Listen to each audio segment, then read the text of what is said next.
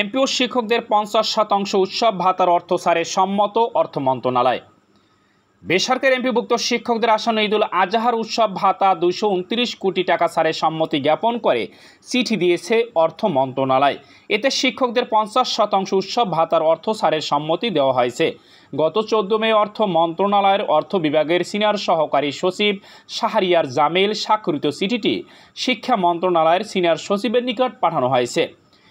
চিঠিতে বলা হয়, মাধ্যমিক ও উচ্চ শিক্ষা বিভাগের 21 এপ্রিল 2025 তারিখের মাধ্যমিক উচ্চ শিক্ষা বিভাগের অধীন মাধ্যমিক ও উচ্চ শিক্ষা অধিদপ্তরের আওতাধীন 2024-25 অর্থ বছরের সংশোধিত পরিচালনা বাজেট হতে বেসরকারি শিক্ষা প্রতিষ্ঠানে কর্মরত এমপিভুক্ত শিক্ষকগণের ভাতাদি বাবদ সহায়তা প্রদানের 229 কোটি টাকা নির্দেশক্রমে অর্থ বিভাগের সম্মতি জ্ঞাপন করা হলো। শর্তে বলা হয়েছে, এই অর্থ ব্যয়ের ক্ষেত্রে সরকার প্রচলিত সকল আর্থিক বিধিবিধান ও নিয়মাচার যথাযথভাবে অনুসরণ করতে হবে।